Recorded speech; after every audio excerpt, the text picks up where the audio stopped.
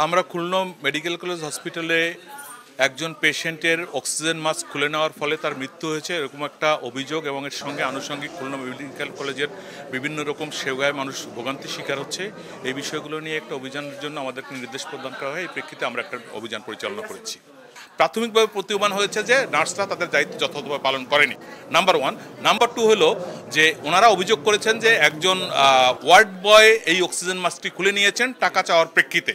তো আমরা যাচাই করে দেখেছি যে যিনি এই অক্সিজেন মাস্কটি খুলেছেন তিনি কোনো ওয়ার্ড বয় নন, তিনি একজন ক্লিনার। একজন ক্লিনারের কখনোই অক্সিজেন মাস্ক খোলার কোনো দায়িত্ব থাকার কথা না।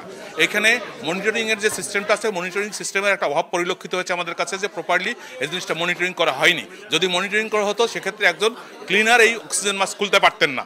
ঘটনা যেটা বিভিন্ন মিডিয়াতে এসেছে, তো সেটার আলোকে গতকালকেই আমি 5 সদস্য বিশিষ্ট একটা কমিটি গঠন করে দিয়েছি তদন্ত করার জন্য।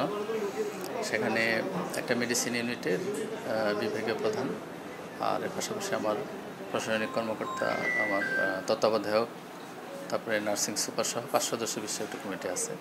তো ওনারা আজকে প্রাথমিক কাজ শুরু করেছে।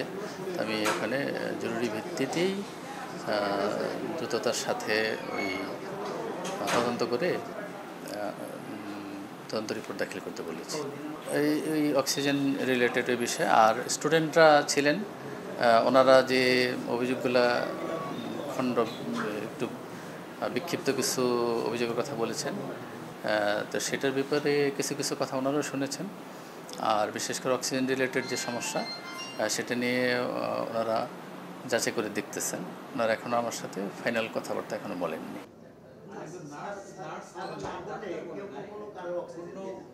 তাহলে ওই যে নতুন যে আসছে